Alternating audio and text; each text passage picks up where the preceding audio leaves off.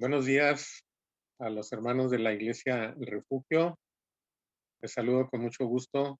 Agradezco a Pastor Brenton Ávila haberme hecho el honor de invitarme a compartir con ustedes la palabra de Dios.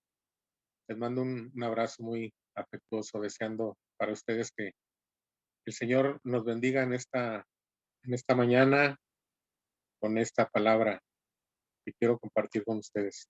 Antes de leer la porción que compartiremos, quiero hacer una oración. Les invito a que me acompañen. Bendito Dios y Padre, te damos gracias, Señor, porque mediante este recurso, Señor, estamos reunidos en tu nombre para adorarte como lo hemos hecho y estar atentos a tu palabra, lo que tú quieres decirnos. Te pedimos, por favor, que tú nos hables, que nuestro corazón esté bien preparado para recibir tu palabra y que uses mi vida, Señor, para compartirla, de acuerdo con tu voluntad y para gloria tuya, Señor, y bendición de todo aquel que escuche. Gracias en el nombre de Cristo Jesús. Amén. Eh, Quiero compartir una porción que se encuentra en el libro de los Hechos, en el capítulo 1, desde el versículo 1 hasta el versículo 11. Y les invito a que me acompañen a darle lectura. Dice así la palabra de Dios.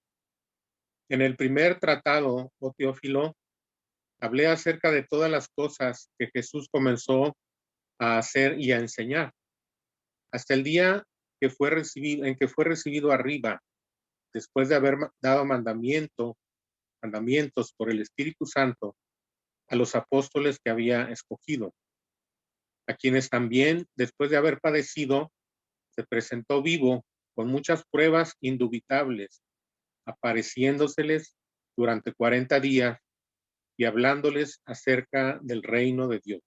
Y estando juntos, les mandó que no se fueran de Jerusalén, sino que esperasen la promesa del Padre, la cual les dijo: oísteis de mí.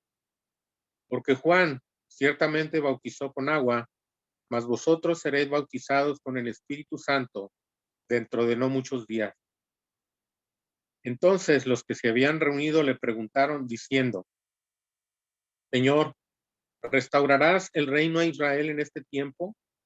Y les dijo: no os toca a vosotros saber los tiempos o las sazones que el Padre puso en su sola potestad, pero recibiréis poder cuando haya venido sobre vosotros el Espíritu Santo, y me seréis testigos en Jerusalén, en toda Judea, en Samaria y hasta lo último de la tierra.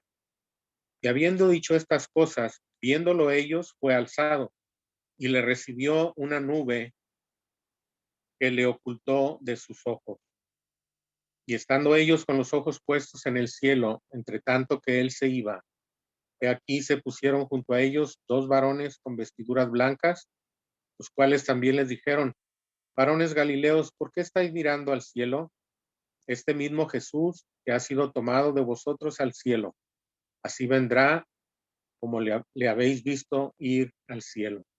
Este pasaje yo lo quiero presentar a ustedes con un título que es El tiempo de Dios en que vivimos, y en tres divisiones, lo que Dios está haciendo en este tiempo.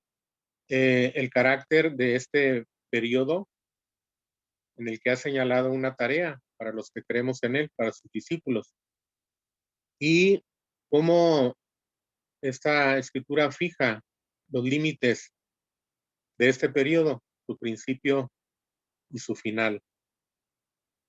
Y la idea básica que creo que contiene este pasaje es que Dios continúa su obra de salvación, que fue consumada en Cristo Jesús de manera perfecta y de una vez para siempre, eternamente en la cruz.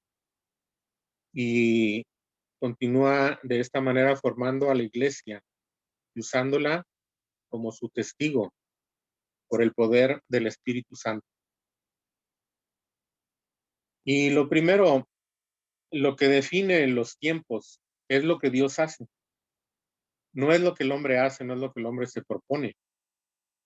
Durante un tiempo en Francia, después de la Revolución Francesa, quizá conocida por algunos de nosotros en sus postulados y cuando fue, ellos trataron de cambiar los tiempos, le dieron nombre diferente a los meses, el año iba a empezar el 22 de septiembre y los meses se llamaban brumario, nivoso, eh, brutal, diferentes nombres y pretendieron cambiar los tiempos, pero lo que Dios hace es lo que define, lo que Dios está haciendo es lo que define los tiempos.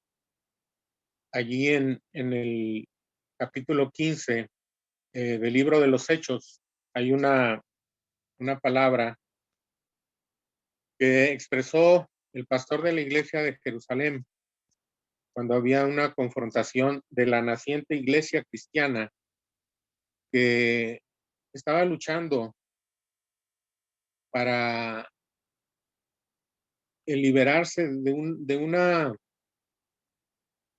dominio que los creyentes judíos, sobre todo los que habían pertenecido a la secta de los fariseos, pretendían imponer sobre la iglesia un tiempo de confrontación, de definición y de separación de lo que era la nueva fe cristiana y lo que era el judaísmo. Y allí en la conclusión de una discusión que hubo, el pastor de la iglesia, que era Jacobo, hermano de nuestro Señor Jesucristo, dijo las siguientes palabras. Desde el versículo 10 dice, ahora pues, ¿por qué tentáis a Dios poniendo sobre la cerviz o el cuello de los discípulos un yugo que ni nuestros padres ni nosotros hemos podido llevar? Antes creemos que por la gracia del Señor Jesús seremos salvos de igual modo que ellos. Entonces toda la multitud cayó y oyeron a Bernabé y a Pablo, que contaban cuán grandes señales y maravillas había hecho Dios por medio de ellos entre los gentiles. Y cuando ellos callaron, Jacobo respondió diciendo, varones hermanos, oídme. Simón ha contado cómo Dios por primera vez visitó a los gentiles para tomar de ellos pueblo para su nombre. Y con eso concuerdan las palabras de los profetas, como está escrito. Después de esto volveré y reedificaré el tabernáculo de David que está caído y repararé sus ruinas y lo volveré a levantar para que el resto de los hombres busque al Señor y todos los gentiles sobre los cuales es invocado mi nombre, dice el Señor, que hace conocer todo esto desde tiempos antiguos. Las palabras que definen este periodo las dijo Jacobo con estas frases. Dice, Dios está tomando un pueblo entre todas las naciones, un pueblo para su nombre, para su gloria y para darles salvación.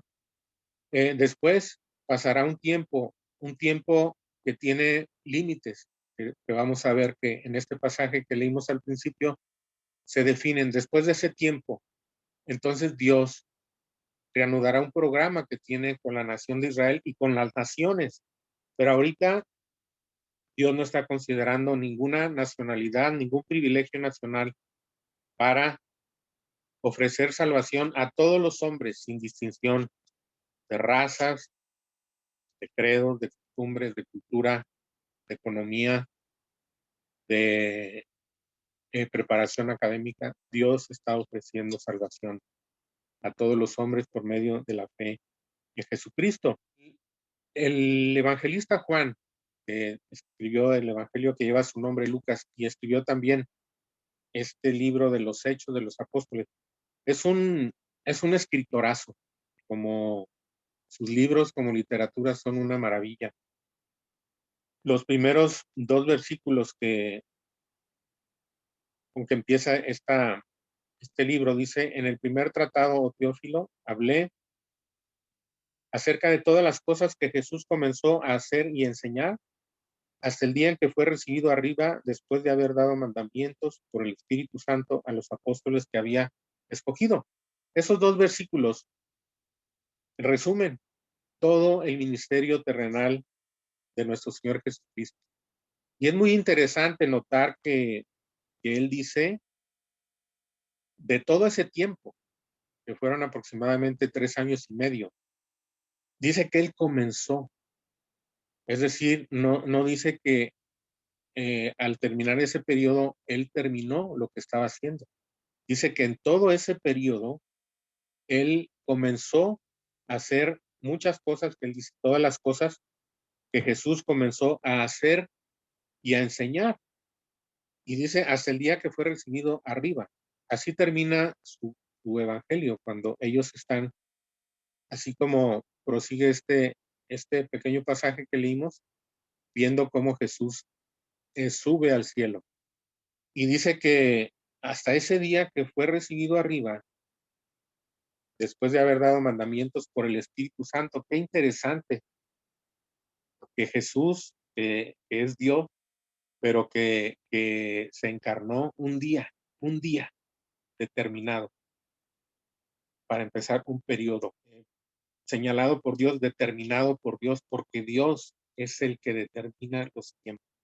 Desde ese día, y cuando empezó su ministerio público, hasta que fue recibido arriba, dice que Jesús comenzó a hacer y a enseñar muchas cosas. Y fue un principio. Y eso es lo que yo quiero que entendamos muy bien de este pasaje. Cómo Jesús dejó una obra iniciada. Él dejó una obra consumada, completa, en un sentido. Pero en otro sentido, él dejó una obra iniciada, que este libro precisamente describe cómo continuó. ¿Cuál fue la obra que Jesús consumó y terminó y llevó a su completo término? Fue la obra de la redención. Fue la obra de morir en la cruz, llevando los pecados de todos nosotros, los pecados de todo el mundo, los pecados nuestros, de los que estamos escuchando y de todas las personas que no saben de Jesús, y que sea cuando escuchen algo de Jesús, no quieren saber de él, pero ese de quien no quieren saber llevó sus pecados en la cruz. Y, y nadie tiene que sufrir las consecuencias del pecado necesariamente. Ya no hay necesidad, porque Jesús llevó toda la condenación, toda la culpa de los pecados de todo el mundo. Y esa obra Él la consumó perfectamente. Pero aquí dice que todo eso fue un principio. Dice todas las cosas que Jesús comenzó a hacer y enseñar hasta que fue recibido arriba. Y a partir del versículo 3, Él empieza a hablar de, eh, ya no dentro de ese resumen que hizo de toda la obra de Jesús, sino a hablar un poquito de esos últimos momentos de Jesús con sus discípulos. Ahí en el capítulo 2 del libro del profeta Daniel, en los versículos 20 y 21, hay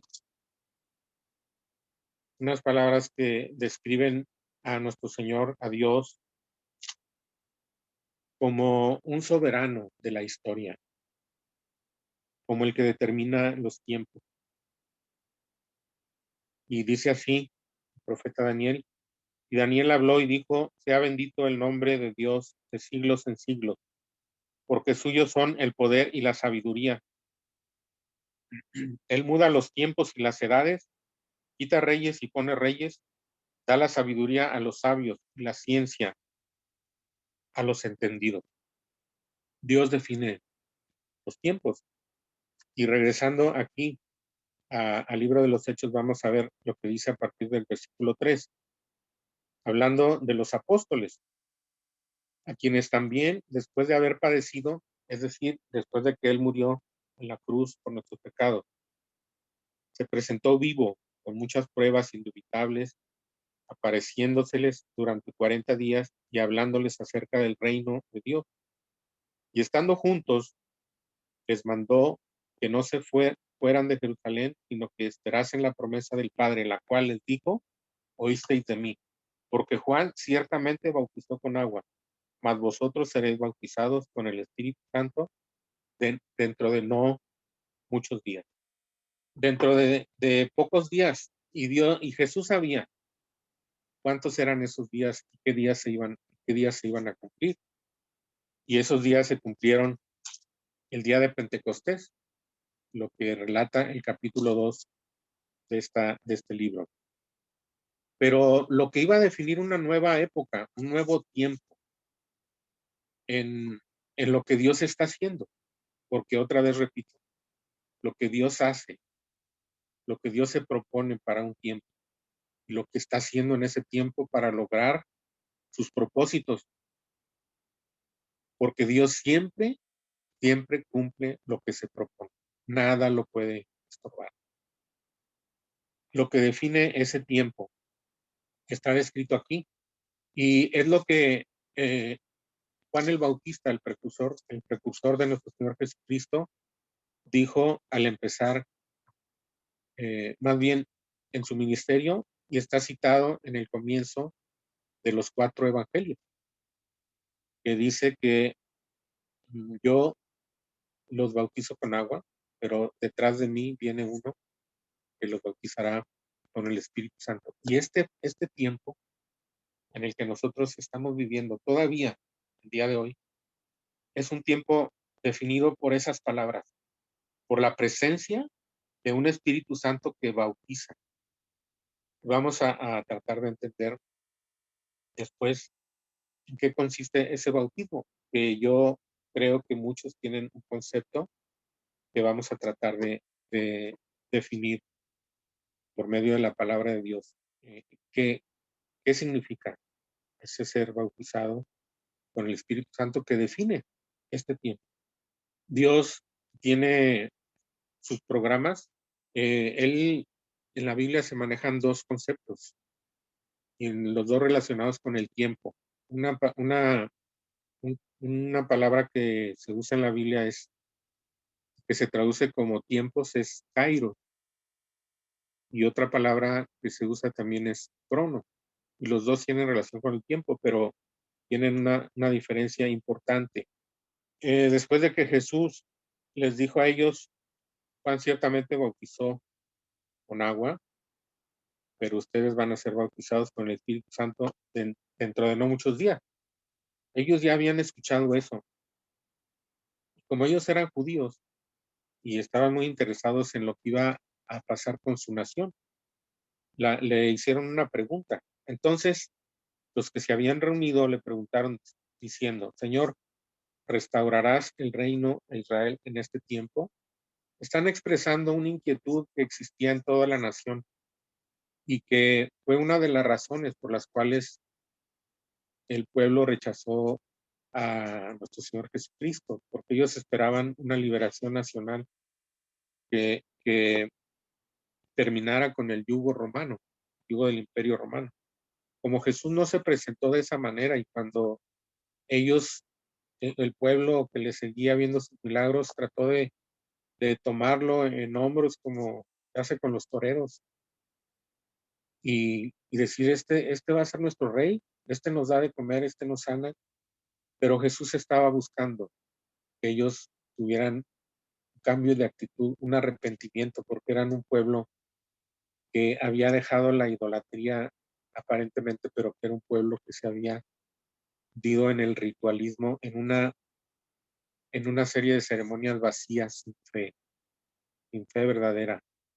La pregunta que hacen los discípulos refleja esa inquietud. Como ahora Jesús había resucitado, ellos pensaron: pues no murió como el pueblo pensaba, como Pilatos, como Herodes pensaban que lo habían derrotado. Él se levantó de la tumba porque Jesús realmente resucitó, y eso ellos lo habían visto, y pensaron de pronto: ahora sí va a restaurar el reino a Israel, porque Israel no era soberano, Israel era un pueblo sometido, tributario. Todas las instituciones que los gobernaban estaban determinadas por el poder romano. Aunque las ejercieran algunos miembros de la nación judía. Y Jesús aquí les expresa algo, dice, no les toca a ustedes saber los tiempos o las sazones que el Padre puso en su sola potestad. Y esa palabra, tiempos, que se usa aquí, no es el tiempo del reloj o el tiempo del calendario, sino es un determinado periodo en que se va a realizar un proyecto, que Dios tiene un proyecto que realizar. Y eso lo vimos hace rato con las palabras de Jacobo en el Concilio de Jerusalén. Dios, ahorita Dios está tomando un pueblo para su nombre, para su gloria. Dios está salvando. Dios está ofreciendo salvación. Dios está ofreciendo vida eterna, perdón de pecados, nueva vida, la promesa de una vida gloriosa, una vida eterna en la gloria que compartiremos con Él. Esto es lo que Dios está haciendo ahora. Cuando termine este programa, cuando termine este Kairos, este periodo, entonces Dios volverá a restaurar el tabernáculo de David que está caído. Es decir, Dios volverá a restaurar a la nación de Israel y a muchas otras naciones, porque dice ahí, para que el resto de los hombres conozcan al Señor de otra manera, en otro programa de Dios. Pero también Dios tiene tiempos, tiempos definidos, tiempos precisos, que son como si dijéramos tiempos de calendario, una fecha para un día y a una hora determinada. Y vamos a leer lo que dice en el capítulo 3 de Gálatas, de la carta a los Gálatas. Ahí leyendo desde los versículos 25 hasta el 28. Pero venida la fe, ya no estamos bajo algo.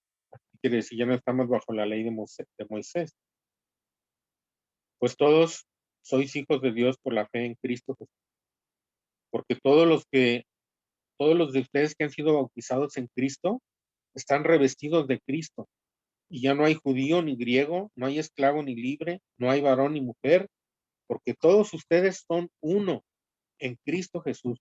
Y ustedes son de Cristo, ciertamente linaje de Abraham son y herederos según la promesa.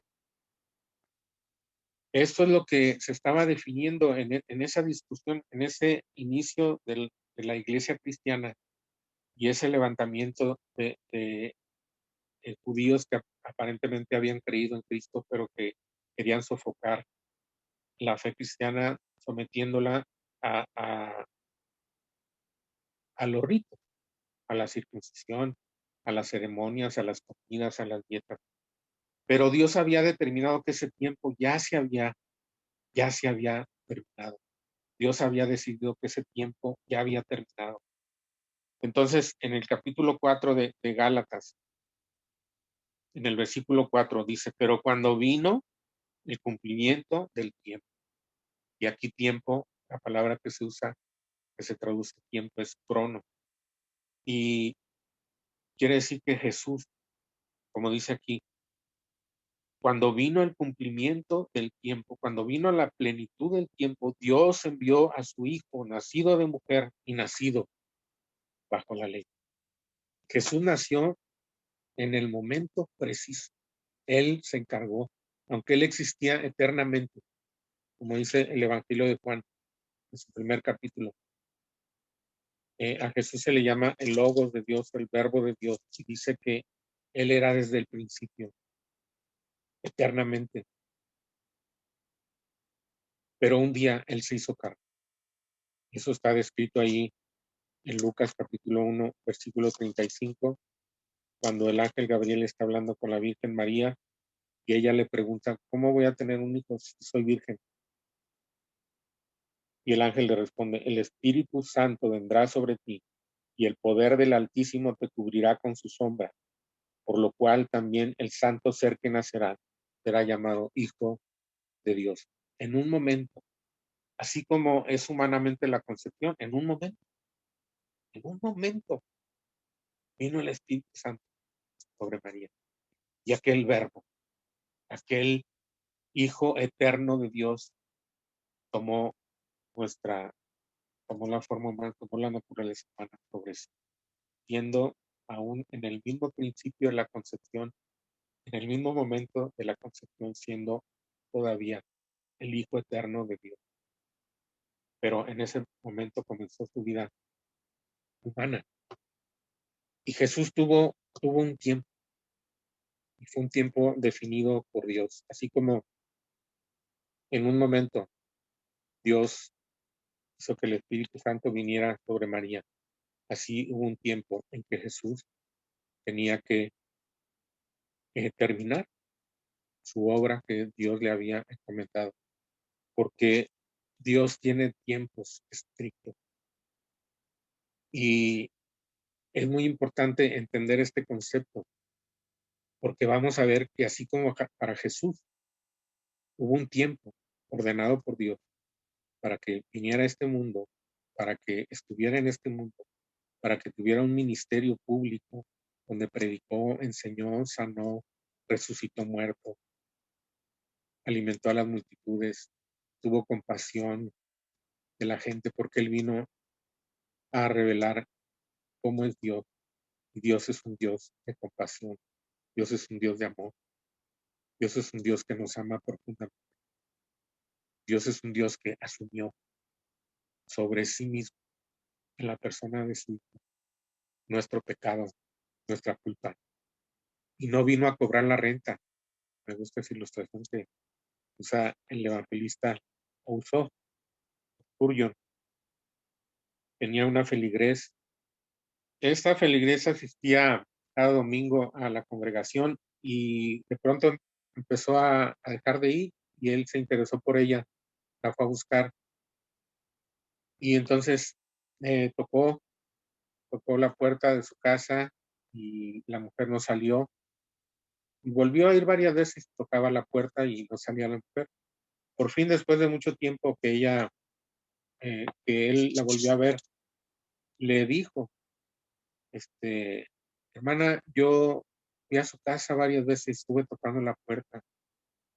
No estaba, dice, sí estaba, pero yo pensé que era el casero y que me venía a cobrar la renta.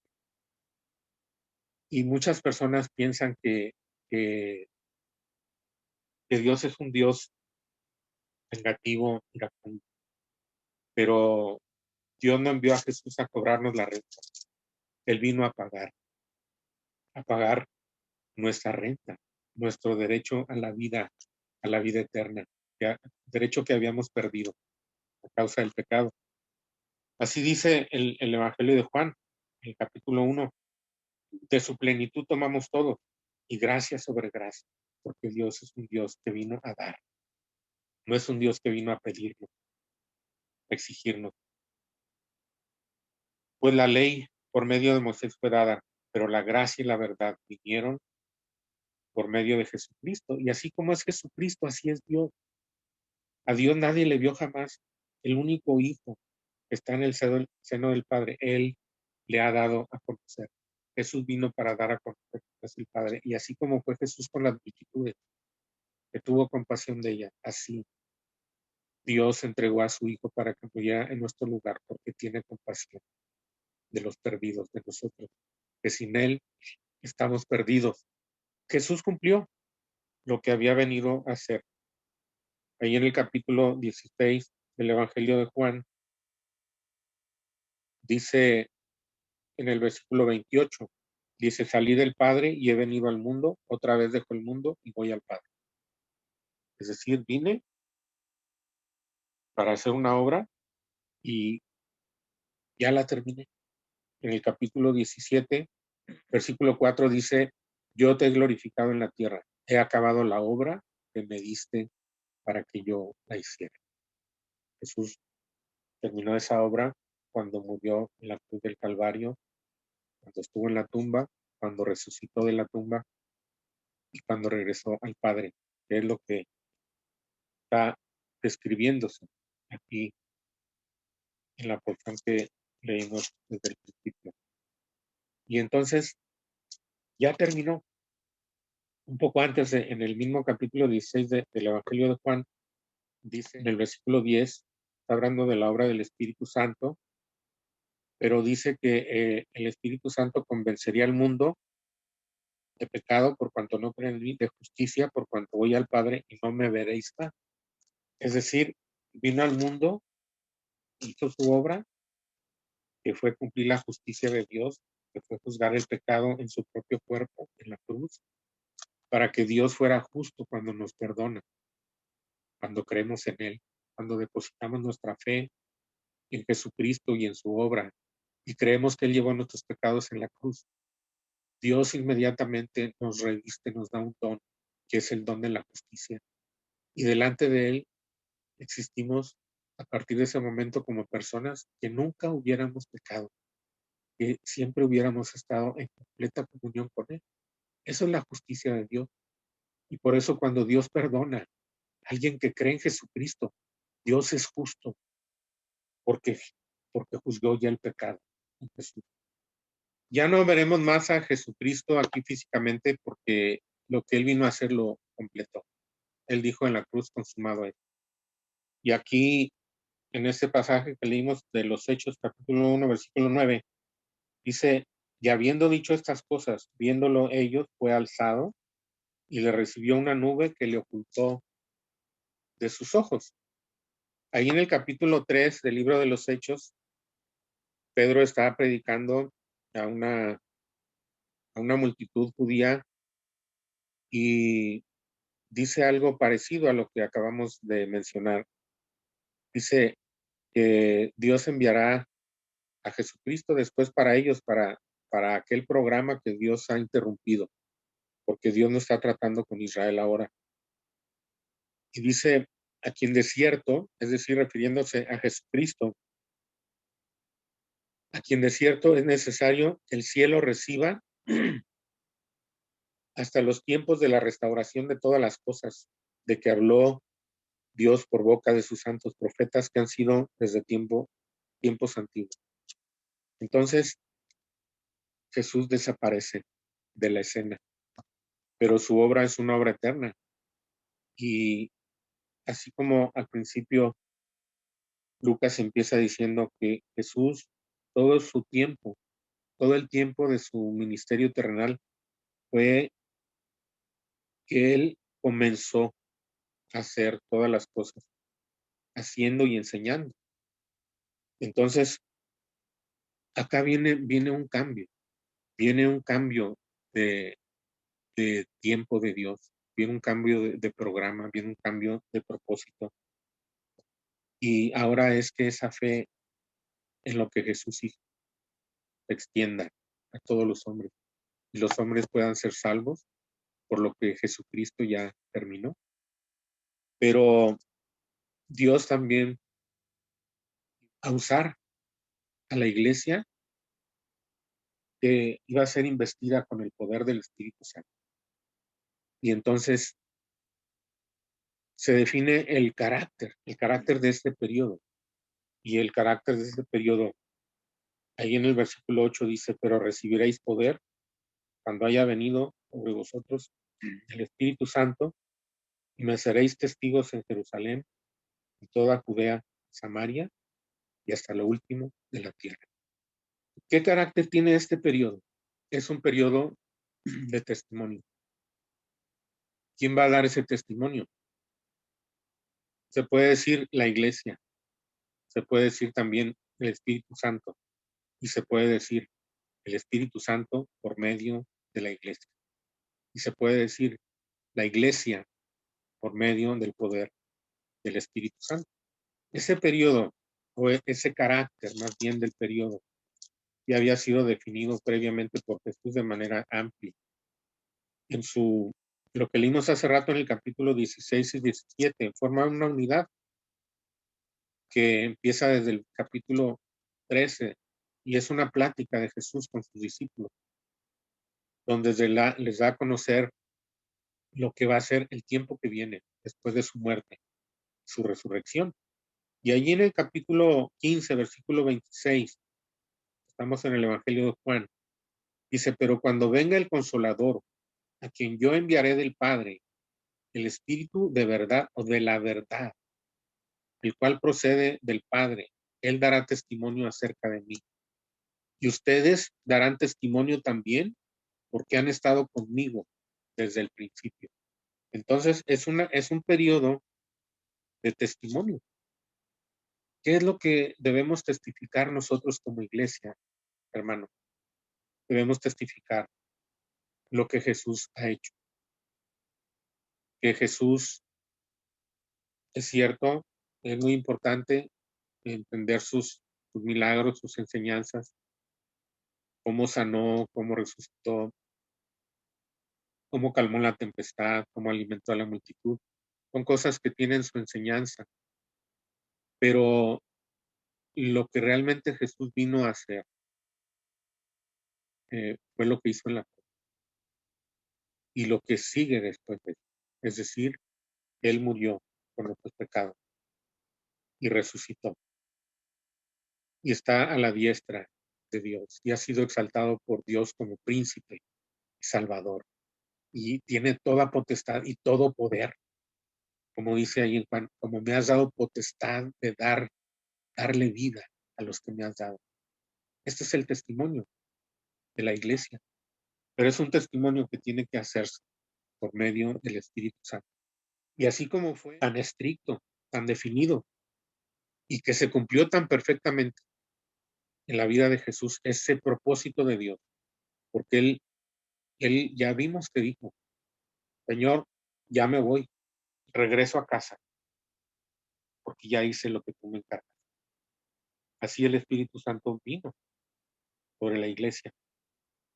En ese día que Jesús anunció, él dijo dentro de no muchos días, y eso se cumplió en el capítulo 2, el día de Pentecostés.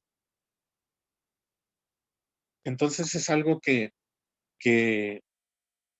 se nos encarga a nosotros.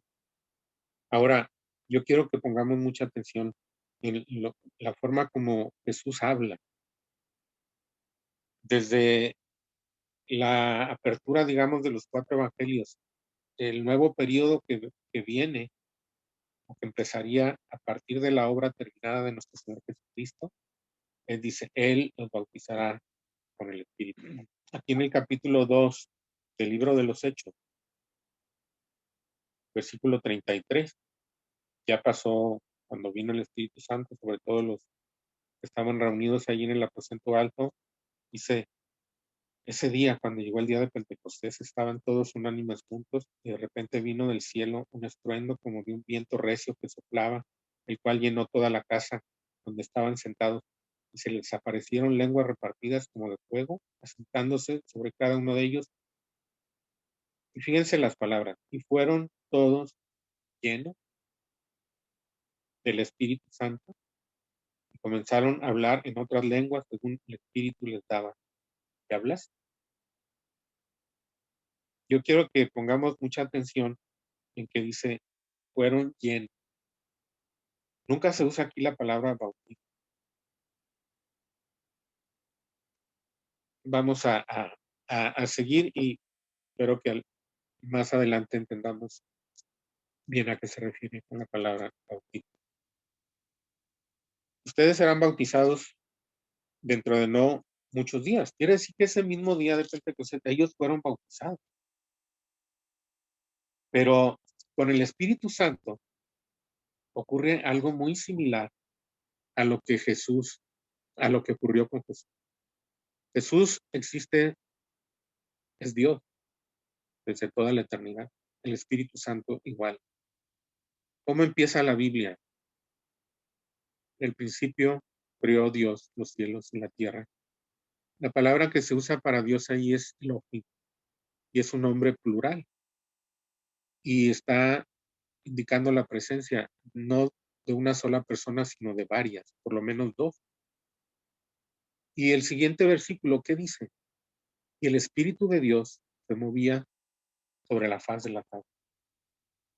Y en muchas ocasiones en la palabra de Dios encontramos la manifestación del ángel de Jehová, que no es el momento de discutirlo, pero se puede afirmar con certeza que era una manifestación del Cristo preencarnado, del Hijo Eterno de Dios.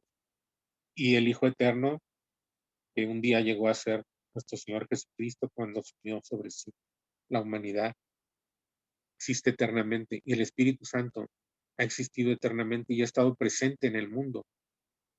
Estaba ahí, ese versículo 2 de Génesis 1, vino sobre Moisés, vino sobre 70 ancianos, ahí en el libro de Números, capítulo 11, versículos 25 y 26, si quieren después comprobarlo. Vino sobre Saúl, vino sobre David, vino sobre los profetas. Eterno, es el Espíritu eterno. Y el Verbo es el Verbo eterno. Pero un día el Verbo se hizo carne.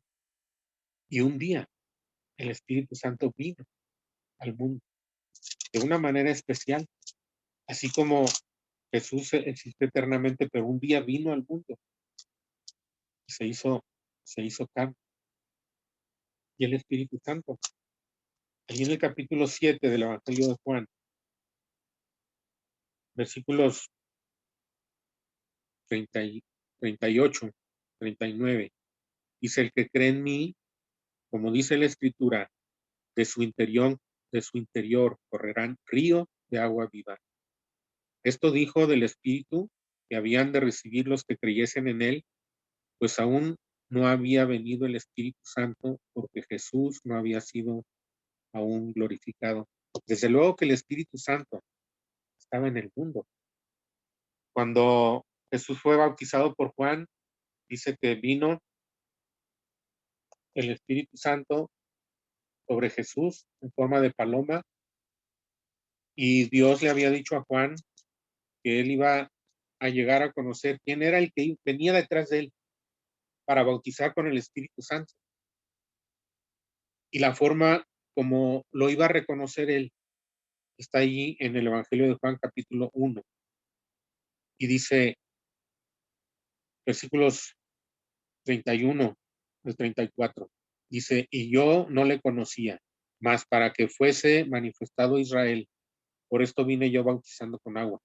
También dio Juan testimonio diciendo: vi al Espíritu que descendía del cielo como paloma y permaneció sobre él.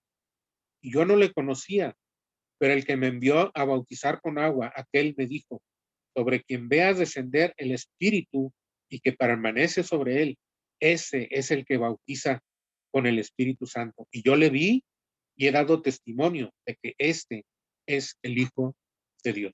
¿Qué pasó después de eso? No vamos a buscar los pasajes porque tardaríamos algo. Pero los tres evangelios sinópticos, Mateo, Marcos y Lucas, que relatan la tentación de Jesús, dice que después de que vino el Espíritu Santo sobre él y que permaneció sobre él, dice que Jesús fue llevado por el Espíritu al desierto para ser tentado por Satanás.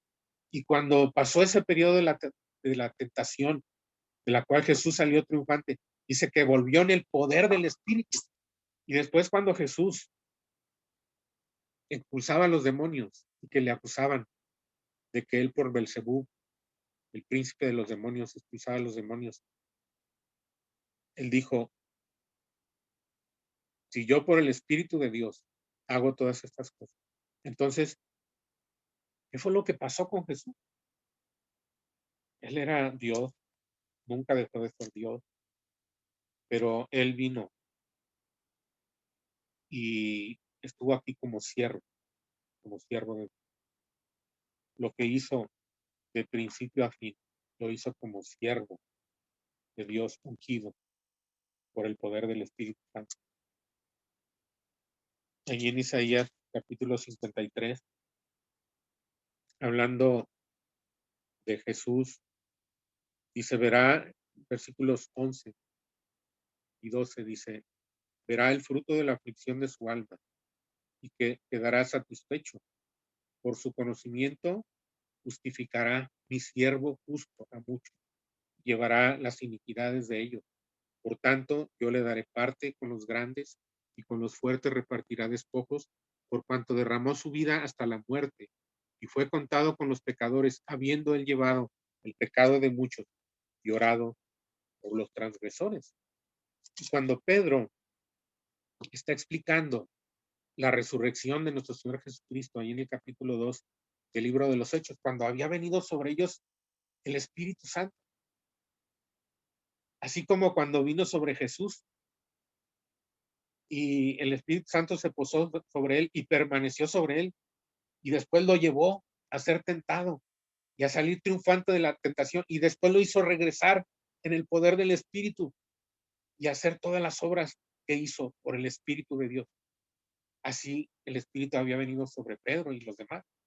Y Pedro se levantó en el poder del Espíritu y empezó a explicar lo que había pasado con Jesús.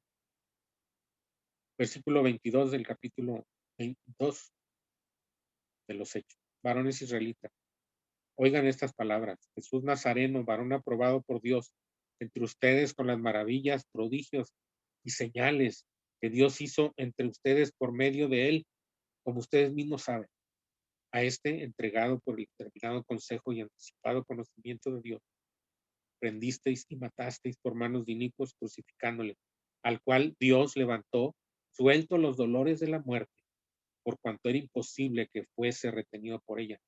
Porque Jesús dice de él, veía yo al Señor siempre delante de mí, porque está a mi diestra, no será conmovido. Es decir, esa palabra, el Señor siempre delante de mí, nos dice en el Salmo 119, yo puse tus juicios delante de mí. Es una posición de un siervo que está determinado a obedecer a su Señor, a su soberano. Y en ese papel estaba Jesús, como un siervo, no despojado de su divinidad, pero renunciando a utilizarla y dependiendo de Dios para todo, porque dice aquí, porque está a mi diestra. No es Jesús estando a la diestra de Dios, es Dios estando a la diestra de Jesús para sostenerle como su siervo. Y dice, por eso no seré conmovido, pero es un siervo. Bueno, aquel espíritu que estaba sobre Jesús y le dio ese poder, dinamizó a Jesús para todo su ministerio, hasta su propia muerte. Porque Hebreos 9:14 dice, el cual por el Espíritu Eterno se ofreció a sí mismo sin mancha a Dios. Ahí en Juan 7:38 y 39 dice, no había venido el Espíritu, porque iba a venir de esa manera especial. Y para definir esta época, y esta época es que el Espíritu Santo bautiza a la iglesia. Y ese día, el día de Pentecostés, Jesús, el que había recibido esa unción del Espíritu para él, para su ministerio, lo iba a derramar sobre toda la iglesia. Versículo 33,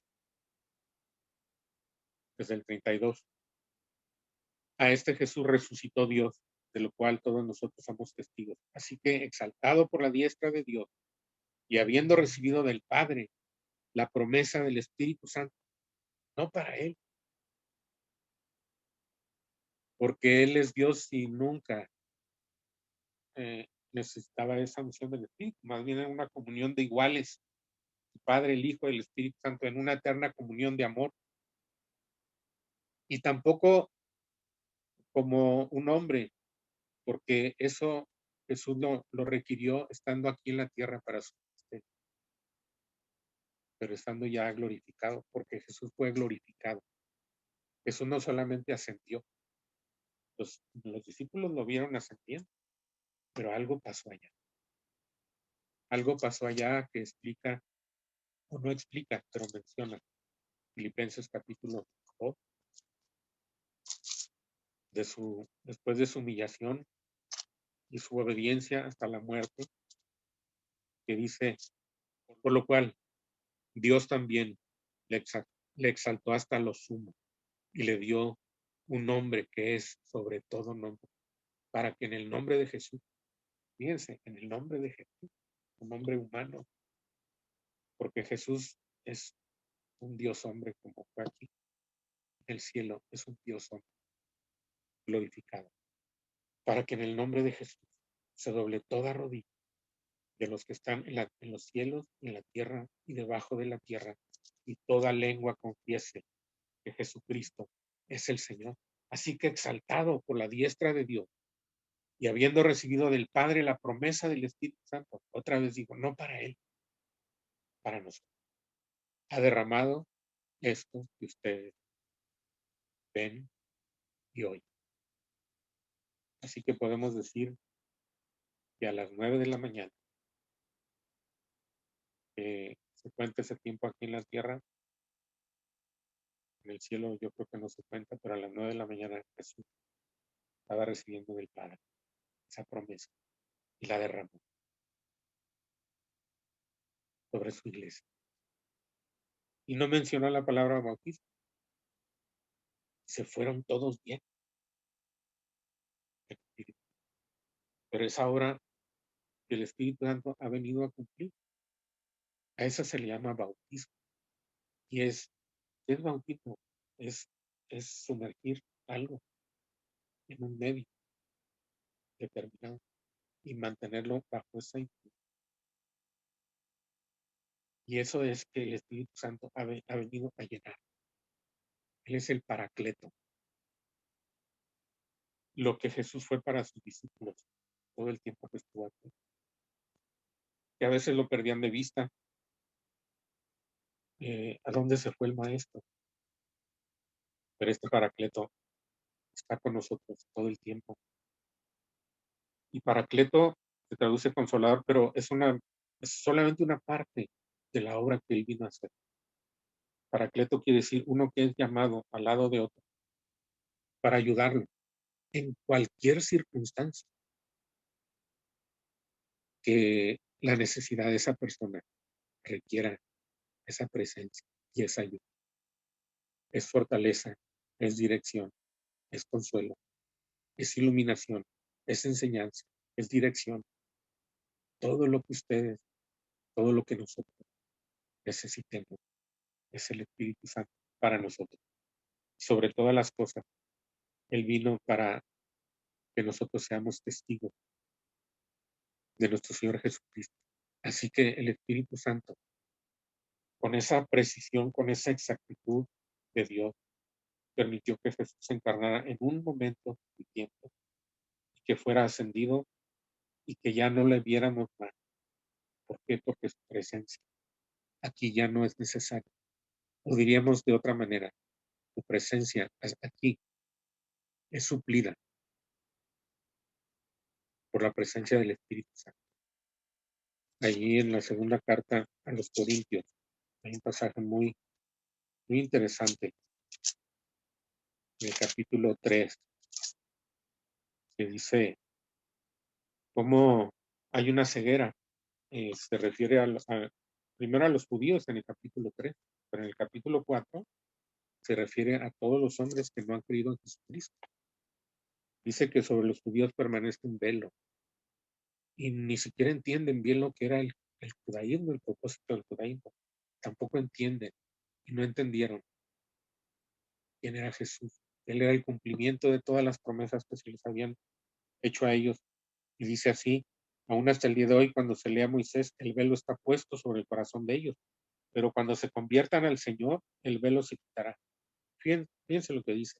Porque el Señor es el Espíritu. El Espíritu se le llama Señor, Adonai, Jehová, así como Jesús también es Jehová y como el Padre lo es también. El Señor es el Espíritu. Y donde está el Espíritu del Señor, allí hay libertad. Por tanto, nosotros todos mirando a cara descubierta como en un espejo la gloria del Señor, somos transformados de gloria en gloria, en la misma imagen, como por el Espíritu del Señor. ¿Cuál es esa libertad? Es la libertad para ver a Jesús, para entenderlo, para conocerlo. Después dice que ese velo está puesto sobre todos los hombres. Dice, si nuestro evangelio en el capítulo 4 está aún encubierto, entre los que se pierden está encubierto, en los cuales el Dios de este siglo cegó el entendimiento de los incrédulos, para que no les resplandezca la luz del Evangelio de la gloria de Cristo, el cual es la imagen de Dios, porque no nos predicamos a nosotros mismos, sino a Jesucristo como Señor y a nosotros como vuestros siervos por amor de Jesús. Porque Dios, que mandó que de las tinieblas resplandeciese la luz, como en aquel día de la creación, cuando dijo sea la luz. Y era el Espíritu el que se movía sobre la faz de las aguas. Dice, es el que resplandeció en nuestros corazones para iluminación del conocimiento de la gloria de Dios en la faz de Jesucristo. ¿Cómo viene la gloria de Jesucristo, el cual es la imagen de Dios, a nuestro conocimiento? Por el Espíritu, que es el Señor. A Él le ha sido encomendada esa tarea, y a nosotros, como iglesia, ir detrás. Como dicen en el fútbol americano, sigo el bloqueo. ¿verdad? El corredor tiene que seguir a esos linieros que van abriendo los huecos. Nosotros somos llamados a ser testigos de Cristo, pero no estamos solos. Y otra vez regresando al Evangelio de Juan, dijimos que en estos capítulos Jesús habló con sus discípulos y les dio a conocer cuál era el carácter del tiempo que venía. Dice a partir del versículo 7, dice, pero yo les digo la verdad, les conviene que yo me vaya, porque si no me fuera, el Consolador no vendría a ustedes, mas si me voy, se los voy a enviar. Y cuando Él venga, está refiriéndose al Espíritu Santo. La palabra que se traduce consolador aquí es paracleto, lo que les decía yo ahorita, es alguien llamado al lado de otro para ayudarle. Dice, cuando Él venga, convencerá al mundo de pecado, de justicia y de juicio. De pecado por cuanto no creen en mí, de justicia por cuanto voy al Padre y no me veréis más.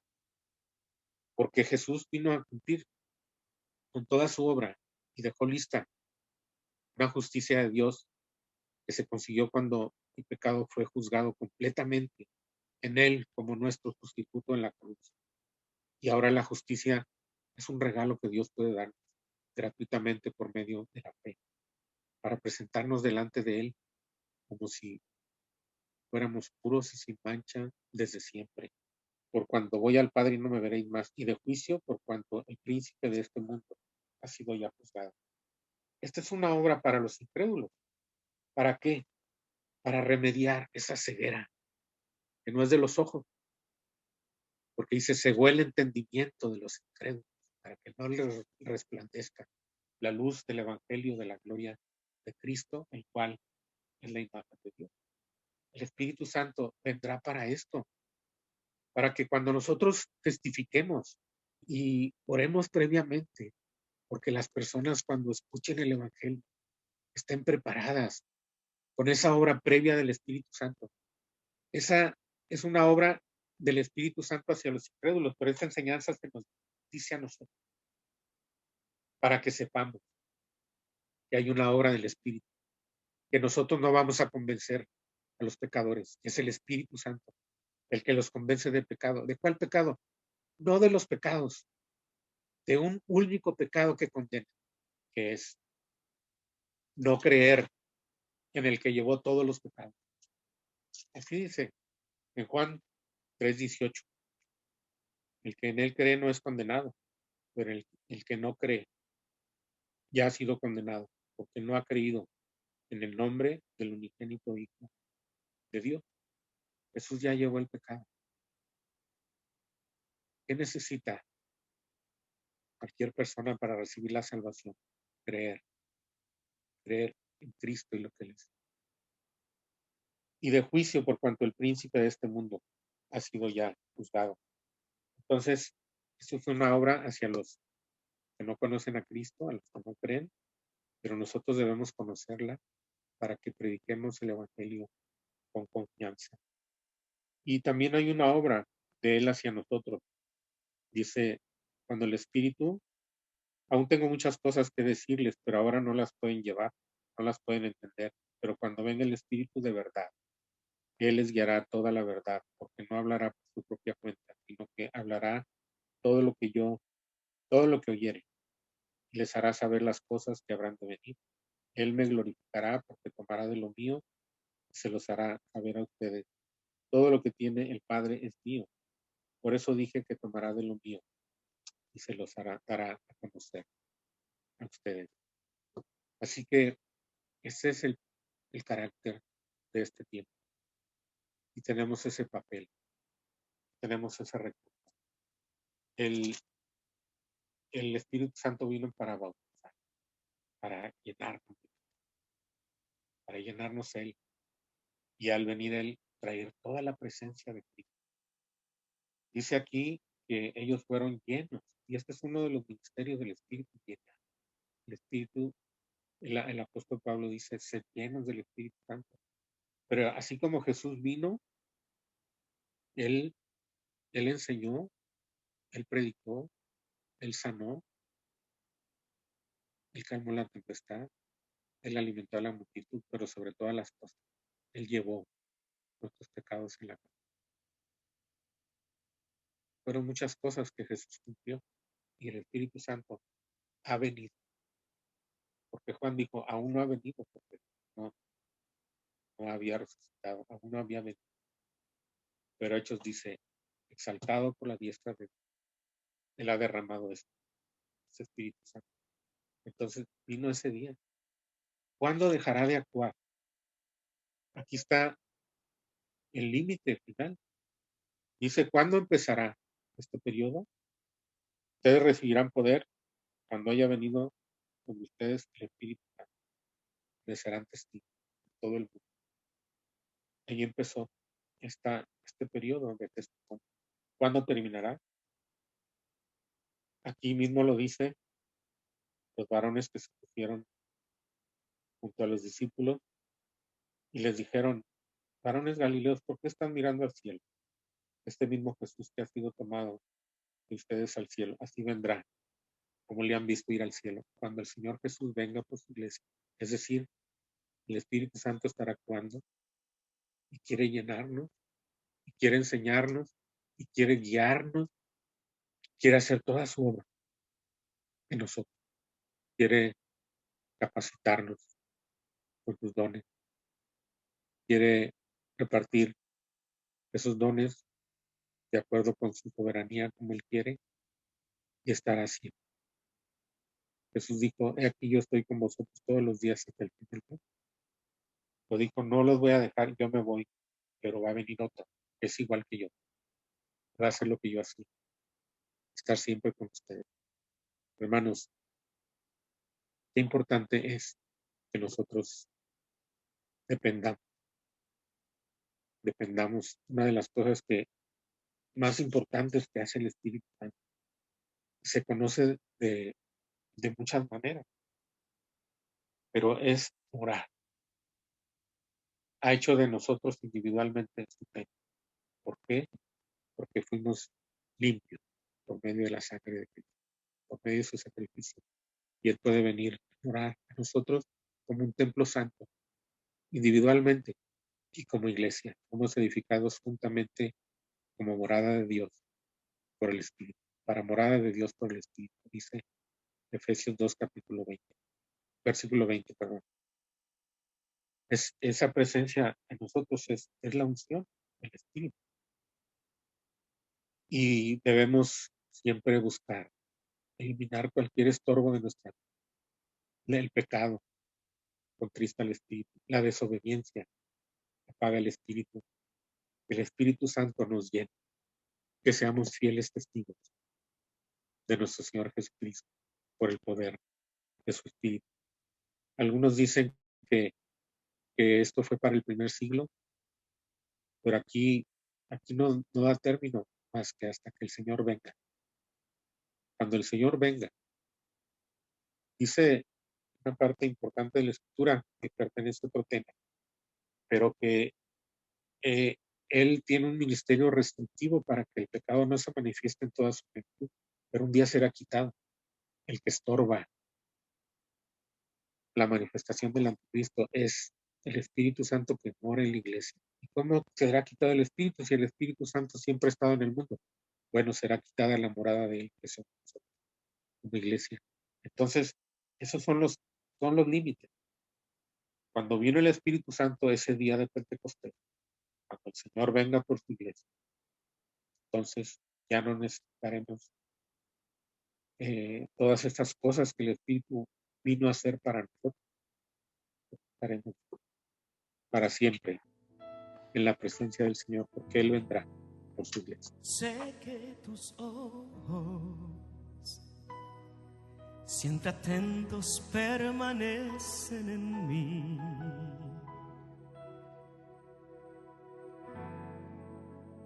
Y tus oídos están sensibles para oír mi clamor.